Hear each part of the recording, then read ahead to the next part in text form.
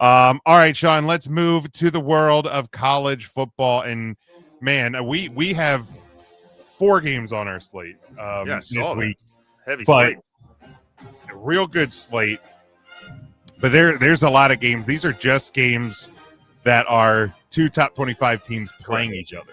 So, yeah, there's plenty of other solid games throughout the slate. So if you have planned Saturday, maybe you get the flu.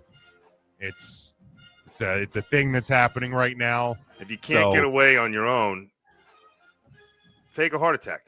The hospital will have the games on. Something. Yeah.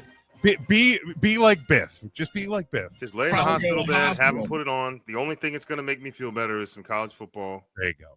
But we will start big noon on Fox. It is number 21 USC.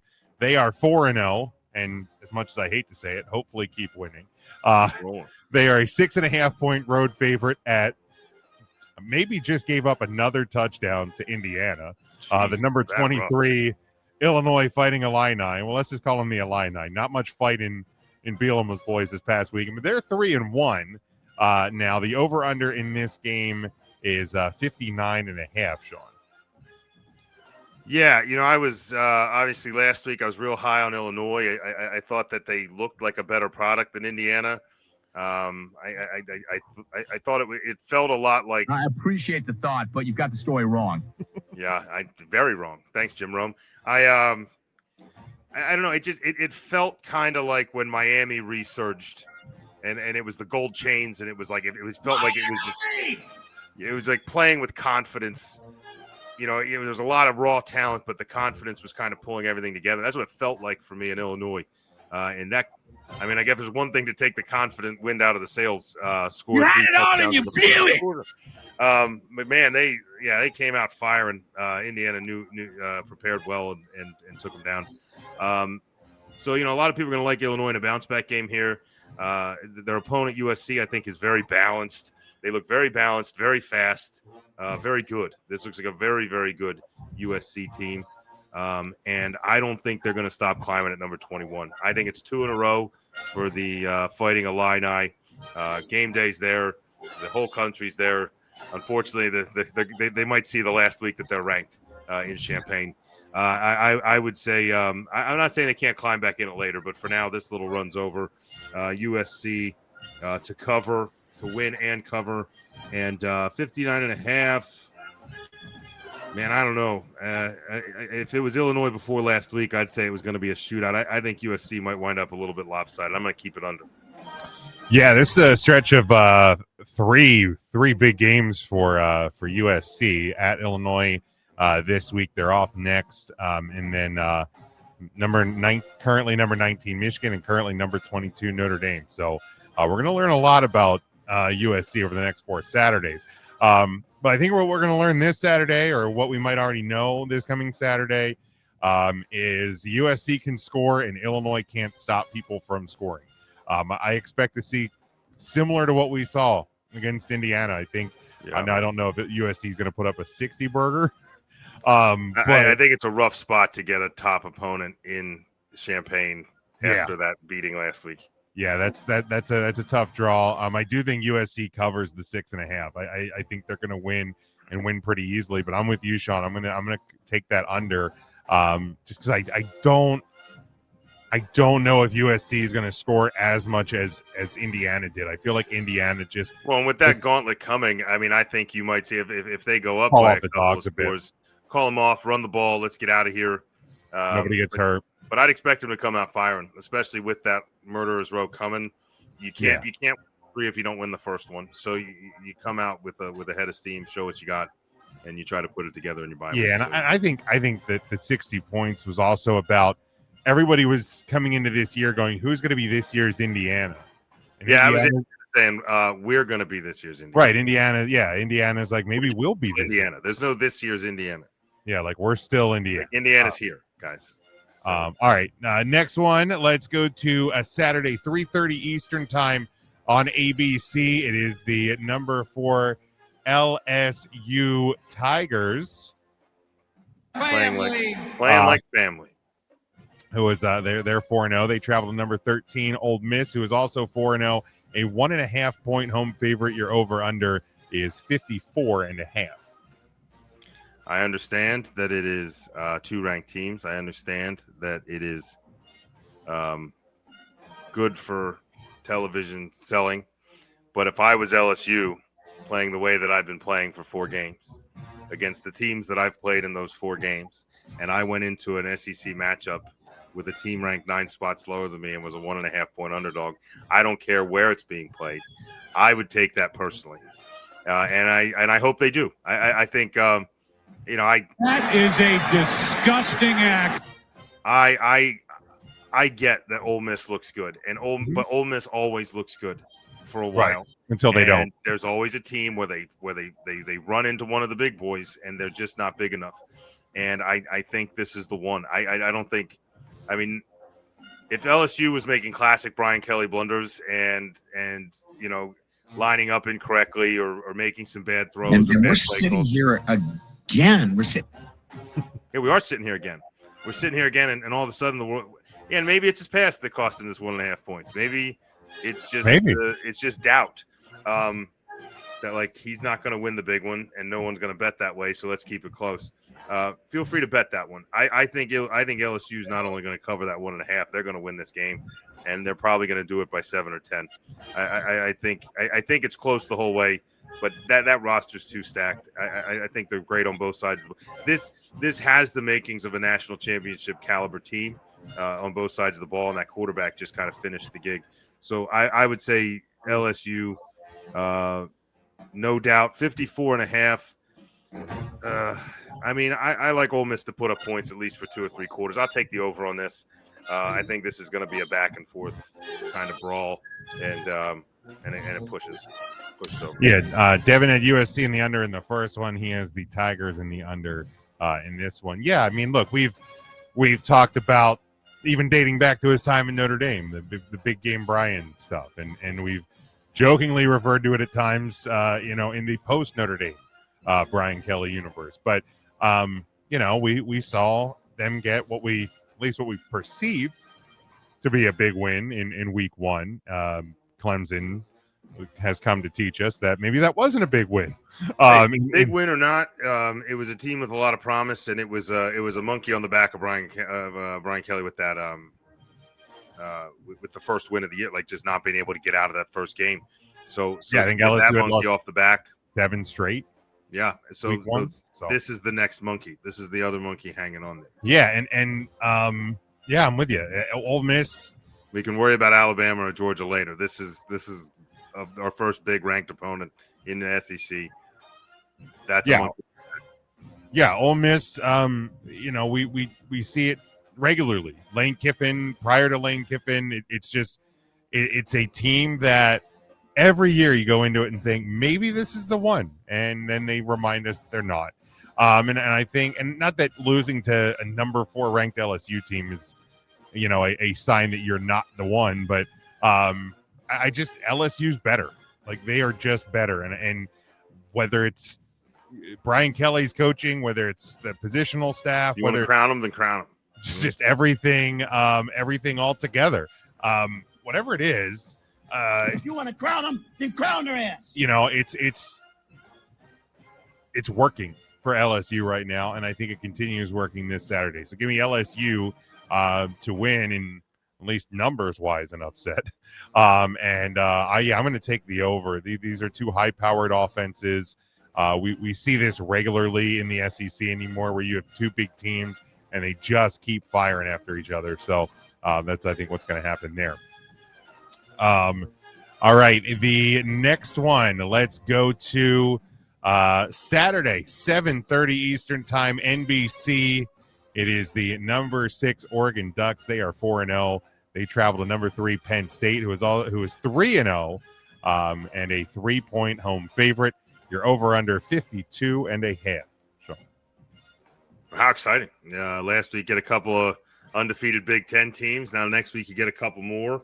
The Big Ten kind of flexing their muscle a bit, I think, this year, showing that, hey, I know you love the SEC, and I know you think they're full of talent, but this Big Ten's not too shabby. This is 2 good football teams. I think one is playing substantially better than the other right now, and when you have two good teams, I think a lot of times you got to look at what have you done for me lately, and I think Oregon right now is on a fast moving train, and I feel like the offense is clicking. The defense is playing better than they usually do. Now maybe that's something Penn State's able to exploit and kind of catch this whole pick off guard. But I think that 3 points means that nobody knows. It's pretty much a pick 'em. Right. So I'm gonna go ahead and I'm gonna take Oregon in the pick 'em. I'm gonna take them to especially getting 3 points, take them at least to cover, probably win this game outright. But I could see this one being kind of back and forth. 52.5. My heart says take the over because it's going to be so back and forth, but I would not be surprised if it's back and forth trending over for about 3 quarters, and when it comes down to push and shove and these teams try to do what they do, they're going to play small ball, they're going to play defense, and they're going to slow the scoring down at the end, and I think they're just going to miss. I think it's just under. Yeah, I mean, we saw these two teams play each other. Now, granted, the different rosters, but in the Big Ten title game last year, 45-37 was your final score. So there's points to be had. Devin here has quack motherfuckers and the over. So he is picking Northern Ducks. Hard one not to want to bet with the score. Like I just think Penn State is I think the offense, without Warren, quarterback or not, they have two great running backs. And I think Oregon's offense probably does concern you. And I think you're going to try to play defense and kind of keep that offense off the field, kind of keep it cold. It might be in Penn State's game plan to keep this one under. Yeah, well, I think it's got to be in Penn State's game plan if they want to win this game. You're not going to play shootout with this team on purpose. No, that'd be a bad choice. Look, I know Penn State has 3 big margins of victory over Nevada, FIU, and Villanova to start this year. But if you look at 2 of those 3 games, Nevada and FIU were close-ish in the third quarter. So if Penn State doesn't play better on Saturday night than they have all year, they're not going to have that opportunity to take control of the game and go above and beyond once you get into the deep third quarter and fourth quarter, because you're not going to wear Oregon down like you wear down Villanova. No. I think this game is going to be close for a while, but I really think that we're talking a borderline runaway by the Oregon Ducks. I don't think this game is going to be close. I think Oregon right now is that much better. I think they are a much better team than they were a year ago when they beat Penn State in the Big Ten title game. Now, granted, that's a neutral site, but nothing about this Penn State team. Are they whiting this one out? Yeah, I believe this is a whiteout. I think that's probably a smart play on their part. Oh, absolutely. But I just nothing I have seen so far out of this Penn State team tells me that they have the capability to beat this Oregon team. So they can prove me wrong. James Franklin Company almost did in the Orange Bowl last year, but we also know how that worked out. So, give me Oregon by a lot, and I will take the over just because I think if Oregon does win by a lot, they're going to put up a good portion of that 52.5 themselves. And then last one, Saturday, 7:30 Eastern time on ABC, number 17, Alabama, trying to keep their season from going completely off the rails. 2-1. They are 17th in the country. They travel to number 5, Georgia, who is 3-0 and a 3-point home favorite. You're over under 52.5. And, we talked about last year when we previewed this game. Does Kirby Smart have a Nick Saban problem or an Alabama problem? They lost to Alabama last year when Georgia was the better team. Now Georgia markedly should be a much better team. So we're really going to find out. Does Kirby Smart have a Alabama problem? But Sean, what do you think? Well, I think this Alabama team's starting to shape up as someone that's going to be an Alabama problem for everyone they play. I think, despite the loss in week 1, this team is showing that there are skill they got the skill positions covered. and their ability to recruit, while it may have slowed down a skosh, has not slowed down much. There's a lot of talent on this team. Having said that, I would make the same argument I made for LSU for Georgia here. Rivalry game or not, this is a game in your backyard where you're ranked 12 spots higher than the Crimson Tide, and you're essentially in a pick'em with a 3-point spread at home. Alabama got beat bad by a team already, and so some of it's credit to how Alabama's playing right now, obviously, Sure. and the fact that these two sides are not shy about betting on this game. So keeping it as close as possible and as much of a pick is very profitable for Las Vegas, I'm sure. But I would take it personally, and I think for Smart, this is a chance to prove yourself and get back. This is a team that is always there at the end of the year. Like, it doesn't matter who's quarterback, it doesn't matter who's running the ball. Keep getting me defensive prospects for Philadelphia. I take the Georgia Bulldogs in a good old-fashioned Alabama-Georgia slobber knocker, and I take them. I take them to cover the 3. Like, not only win but cover the 3. I know it's not many points. It's something that could go down to the last play, or the last drive. But something tells me it's where big run play breaks, big pass play breaks. 4-7 point win, something like that, or possibly a big play to put it out of reach with a 2-score game, something like that. So give me Georgia. Give me the Dogs, 52.5. You couldn't pay me to take the under in this one. These teams are going to come out firing. Defenses or not, it's going to be Optional. They know each other. Optional. They know each other. This game's going to go over. That would be the bet I would play on this. I'd say pick your favorite team of the two and tack on the over for good measure. Yeah, I think, or just throw the over in a parlay somewhere. Devin has Alabama and the over, so Devin thinks that Alabama's going to pull some shocking stuff. Alabama on Saturday in Georgia. Certainly could happen. I don't think it will. I don't think this Alabama team is very good. I know we were talking about Illinois soon going to be finding themselves unranked.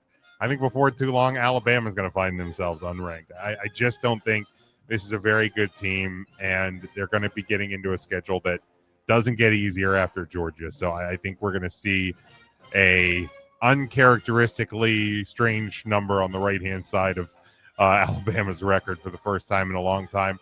I think Georgia walks pretty easily, so give me that them to cover. And, absolutely, we'll take the over as well in this one. But, plenty of good games on Saturday, like I said, outside of those top 25 matchups, including us at Big Noon on ABC in Arkansas, which I don't like noon games.